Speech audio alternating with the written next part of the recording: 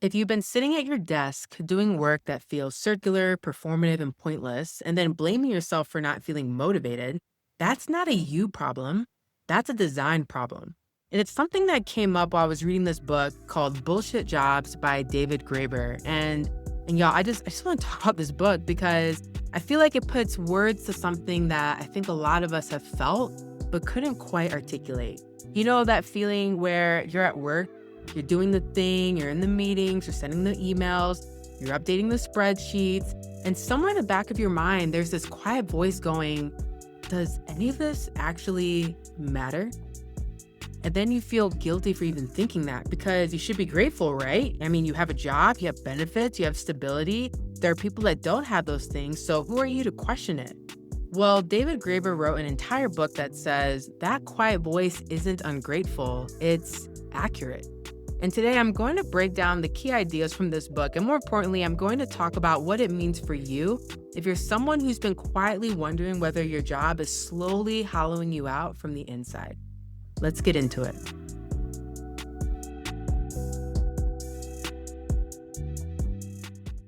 First things first, let's define what Graeber means when he says a bullshit job, because he's not talking about jobs that are hard. He's not talking about jobs you don't like. He's not even talking about jobs that are inefficient or could be streamlined, but he's talking about jobs that are genuinely, completely pointless. Work that even the people doing it know serves no real purpose. And that's the part that hit me. It's not that someone in a corner office decided your job is pointless. It's that you know it's pointless. You're sitting there every day aware that if your role disappeared tomorrow, nothing of substance would change. And you're still expected to show up, perform enthusiasm, and act like the work matters. So in this book, he's not talking about jobs that are hard or that you don't like. He's talking about jobs that are generally pointless. And the most devastating part is that the people doing them already know. In this book, he surveyed workers across industries and found that a significant number of people believe their jobs wouldn't be missed if they vanished.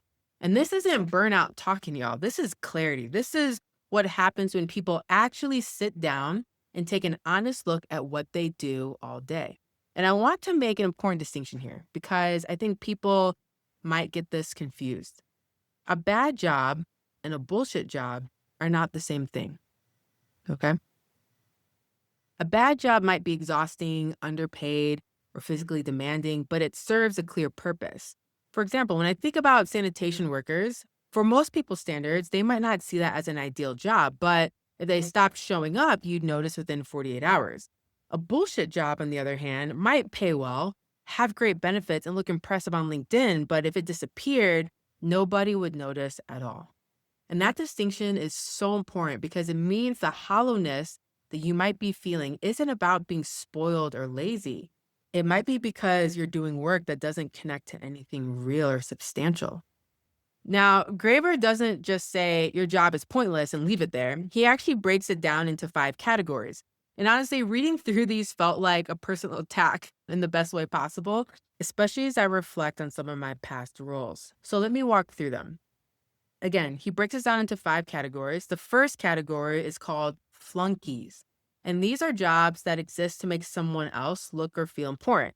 Think about the assistant who sits outside an executive's office all day with almost nothing to do. But the executive needs them there because having someone wait on you signals status. And so the work isn't about output, it's about optics. Number 2, he calls goons. And these are jobs that only exist because competitors have them. So he uses corporate lawyers and PR people as examples. If nobody had an army of corporate lawyers doing aggressive intellectual property battles, nobody would need one. But because one company has them, everybody has to have them as well. It's an arms race of roles that cancel each other out. His third category is what he calls duct tapers. And this one, so he says duct tapers are people whose jobs exist to fix problems that shouldn't exist in the first place. Welcome to a lot of corporate America. You know this person. The person whose entire role is manually reconciling data between two systems that should just talk to each other already. Or the person who spends 30 hours a week reformatting reports because leadership won't standardize a template. That's a duct taper. Your whole job is a workaround for a problem nobody wants to actually solve. And if your entire job is a workaround for a problem nobody wants to actually solve, you're not doing meaningful work. And that's what you might be feeling. You're just duct taping a broken system so that the people who broke it don't have to deal with it. Number four, he calls box tickers.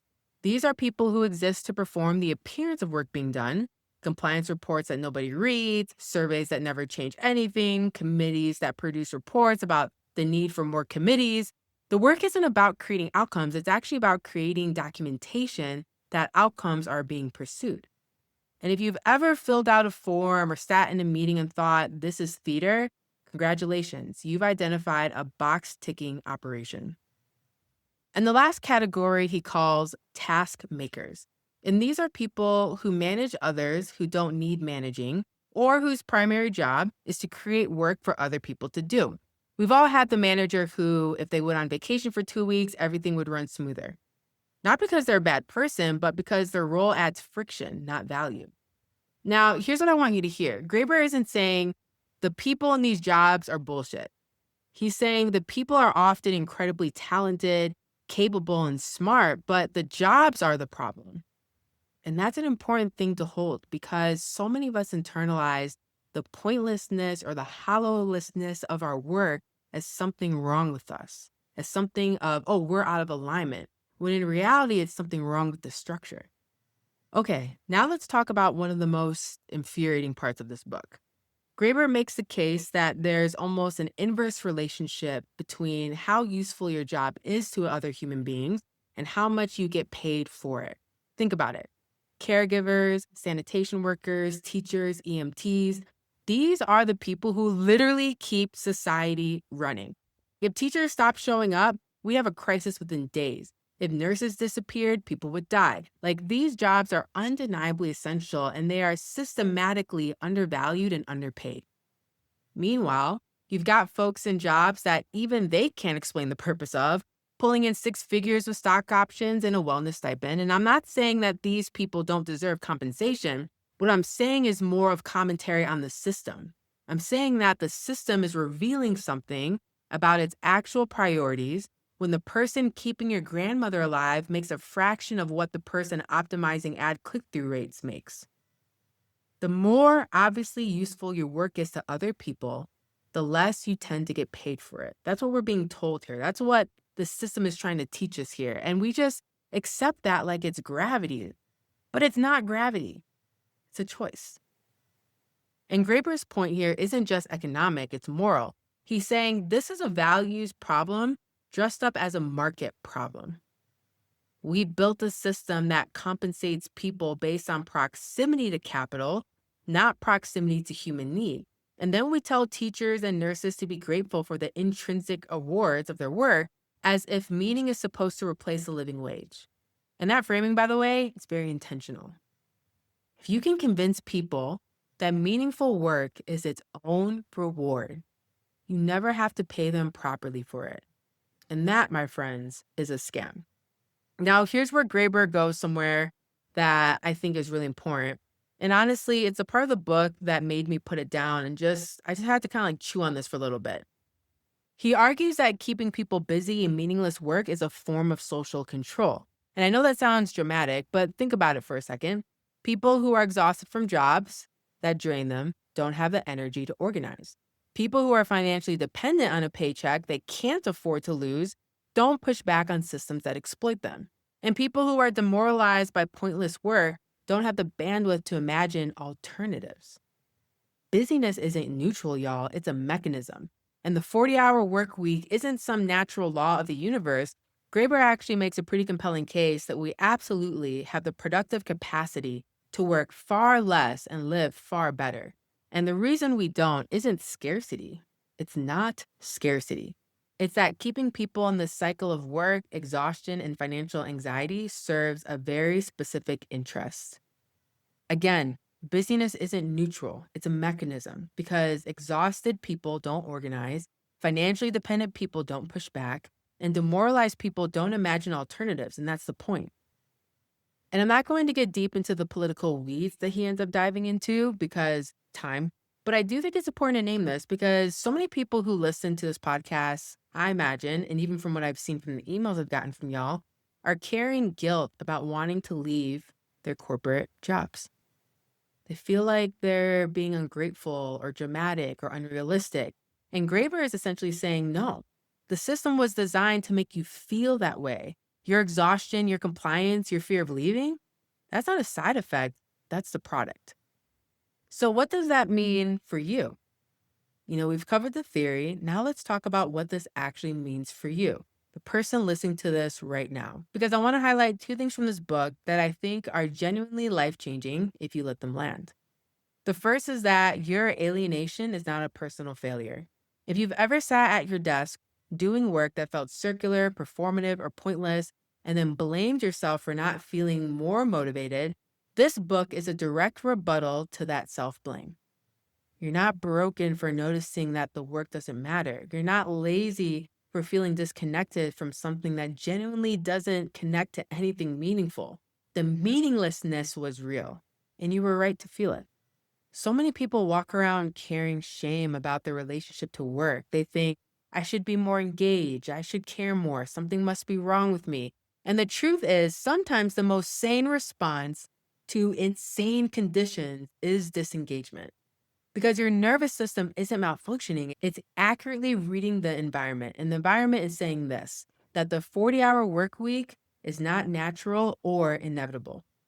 And this is a big one because we've been so conditioned to accept the way work is currently structured that we forget it was constructed.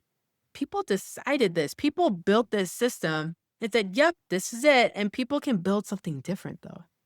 That's the key. And Graeber makes the case that we have more than enough productive capacity to work significantly less. The fact that we don't isn't a resource problem, it's a power problem. And once you see that, you can't unsee it. Now, I'm not saying you should quit your job tomorrow based on this podcast episode. But what I'm saying is that you should stop treating your desire for something different as a character flaw.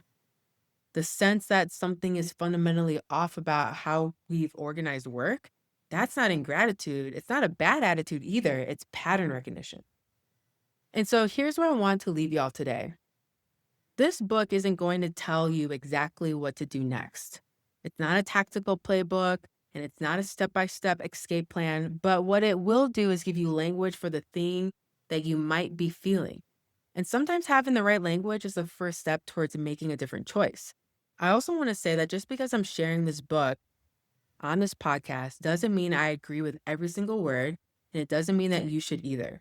If anything, I encourage you to adopt one of my favorite quotes from Bruce Lee, where he says, absorb what is useful, discard what is useless, and add what is specifically your own. It's a resource, it's a tool. It's meant to help you think a little differently and pull you out of some of the paradigms that we naturally are running ourselves through.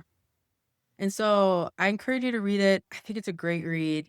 And if this episode resonated with you, I want you to do something simple. I want you just to take 10 minutes this week and write down what you actually do at work. Not your job title, not your job description, not the version you tell people at dinner parties, but what you actually do, hour by hour on a normal day.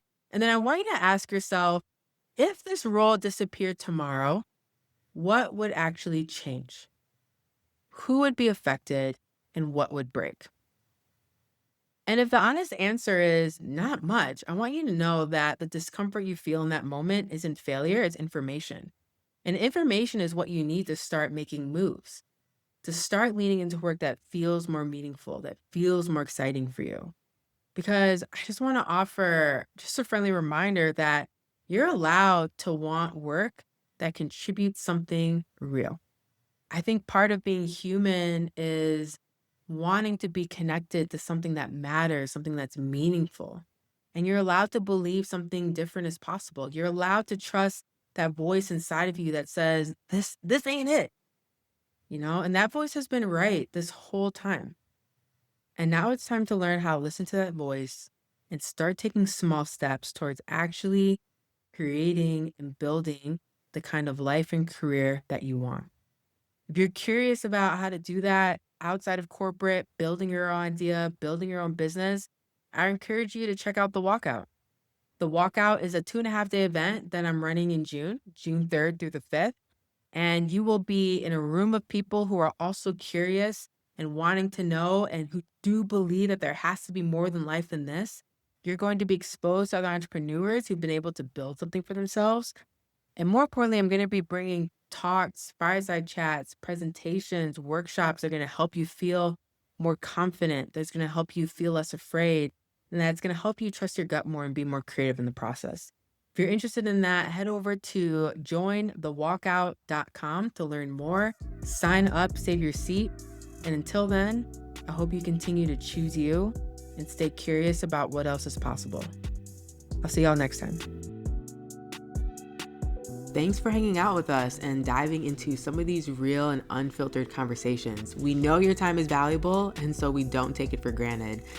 If today's episode made you think, if it challenged you, or gave you something new to consider, we'd love for you to hit that follow button on whatever streaming service you're using. That way, you'll never miss an episode when we drop them. And if you want to go even deeper, sign up for our newsletter at choosecourageinc.com, and you'll get updates on new episodes, access to exclusive freebies, and first dibs on coaching opportunities and other resources to help you make bold moves in your life and business. So we appreciate you, we see you, and we're rooting for you. Until next time, keep choosing courage over comfort, and a friendly reminder to drink some water.